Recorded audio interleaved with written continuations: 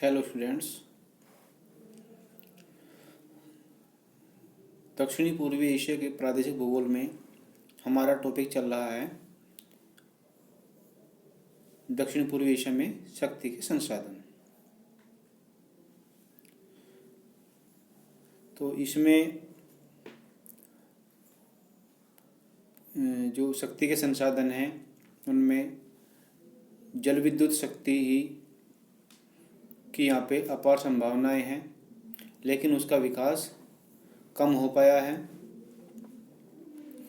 और जो अन्य संसाधनों की बात करें तो जैसे कि ताप विद्युत शक्ति या ज्वारीय शक्ति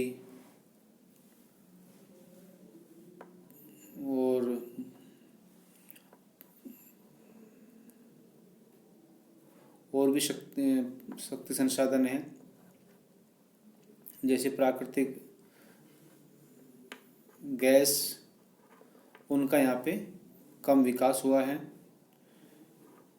क्योंकि ये देश अभी विकासशील देशों की श्रेणी में आते हैं। इन्होंने अपने संसाधनों का पूर्ण रूप से उपयोग नहीं किया है या पूर्ण रूप से विकास नहीं किया है। तो लास्ट टॉपिक में हमने मलेशिया के शक्ति संसाधन, म्यांमार के शक्ति संसाधन, इंडोनेशिया के शक्ति संसाधन और ब्रुनेई के शक्ति संसाधन के बारे में डिस्कस किया था। आज डिस्कस करते हैं उससे आगे, यानी कि वियतनाम में शक्ति संसाधन। देखिए भाई, वियतनाम के शक्ति संसाधनों में कोयला व जल विद्युत का विशेष महत्व है।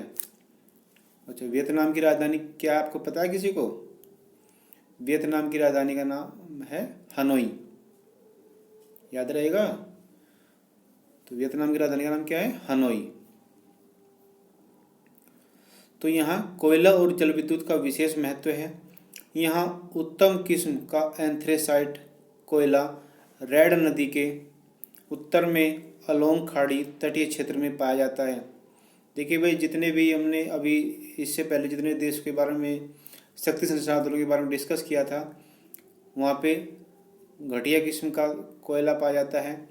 लगभग लिग्नाइट जो कोयला है वह पाया जाता है। कोयले के 4 प्रकार होते हैं। सबसे उत्तम क्वालिटी का जो कोयला होता है वह एंथ्रेसाइट कोयला होता है। उसके बाद बिटुमिनस कोयला होता है। 3rd नंबर पे आता है लिग्नाइट कोयला, और सबसे लास्ट में 4th नंबर पे जो होता है वह पीट कोयला होता है।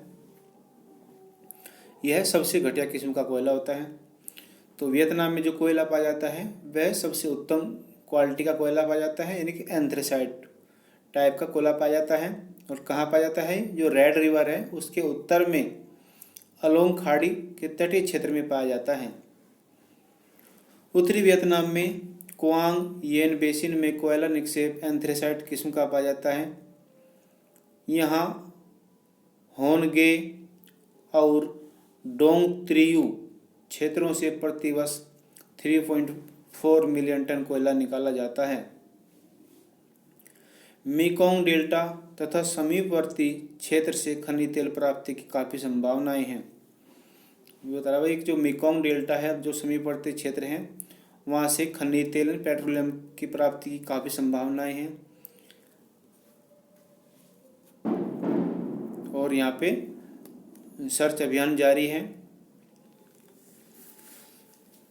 खनिज तेल की प्राप्ति के लिए। तो उत्तरी वियतनाम में स्थित याक बांध, कहाँ पे? उत्तरी वियतनाम में कौन सा बांध है? याक। याक एक पर्वत में मिलने वाले पशु का नाम भी है भाई, याक। याक बांध पर जल विद्युत तथा उमोंग बाकू में ताप परियोजनाएं स्थापित की गई हैं। दक्षिणी वियतनाम में मेकोंग परियोजना द्वारा जल विद्युत पैदा की जाती है। इन क्षेत्रों में दक्षिण पूर्वी एशिया की कुल जल विद्युत शक्ति की 25% मात्रा की संभावना आंकी गई है। देखिए भाई, जो वियतनाम है यहाँ पे कौन सी फेमस नदी है? मेकोंग। और यहाँ पे आपको एक और नदी आई है, तो उसका भी थोड़ा सा उसके बारे में थोड़ा डिस्कस कर लेते हैं। Red river. क्या आपको पता है कि रेड रिवर तो यहाँ पे है, और एक किस देश में बहती है या कहाँ किस महाद्वीप में बहती है? रेड रिवर यानी कि लाल नदी। रेड रिवर एक तो दक्षिण पूर्वी एशिया में बहती है, और एक बहती है उत्तरी अमेरिका महाद्वीप में, यानी कि, और उसमें भी अगर पर्टिकुलर पूछे तो यूएसए यानी कि यूनाइटेड स्टेट ऑफ अमेरिका में बहती है। तो रेड रिवर इम्पोर्टेंट है भाई।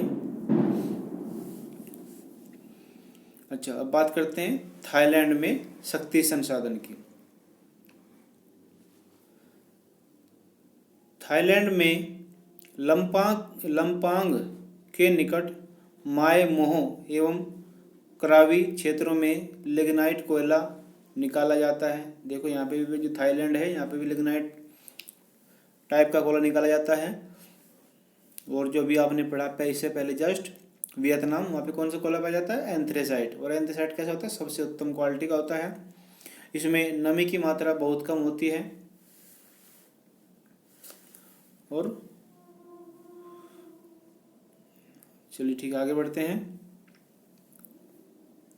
जिससे तापीय विद्युत का उत्पादन किया जाता है। देखिए, जो विद्युत का उत्पादन होता है वह कोयले को जलाकर किया जाता है। यहाँ पे मुआंग फ्राई के पश्चिम में कोयले के जमाव पाए जाते हैं। कहाँ पाए जाते हैं? मुआंग फ्राई के पश्चिम में। चियांग माई के निकट पेट्रोलियम निकाला जाता है।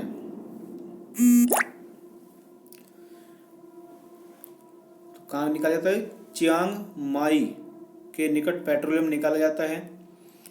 अच्छा, यहाँ पे एक और बात भाई आपको बता दूं कि अगर मान लीजिए किसी स्थान पर जल, पेट्रोलियम और गैस तीनों एक साथ पाए जाते हैं, तो क्वेश्चन आया भी है कि इनका ऊपर से नीचे क्रम बताइए क्या है। जो आपका जल है, गैस है और पेट्रोलियम का।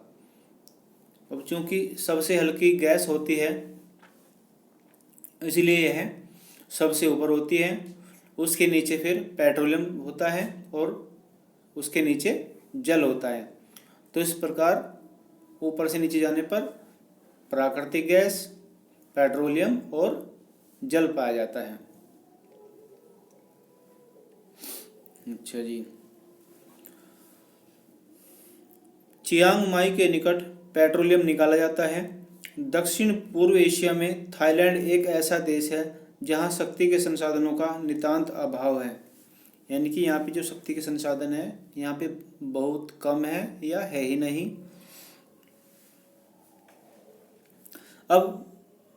लेकिन अब बहुउद्देशीय नदी घाटी योजनाओं के माध्यम से जल विद्युत उत्पन्न की जा रही है।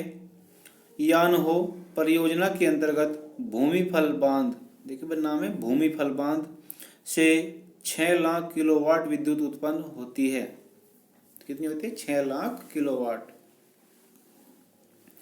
तो स्पष्ट है कि थाईलैंड में विद्युत का वर्तमान उत्पादन तथा संभावित अक्षमता उत्तरी भाग में अधिक है। वर्तमान में थाईलैंड में कुल मिलाकर 18.25 अरब किलोवाट घंटा बिजली का उत्पादन होने लगा है। कितना होता है भाई यहाँ पे बिजली का उत्पादन? 18.25 अरब किलोवाट।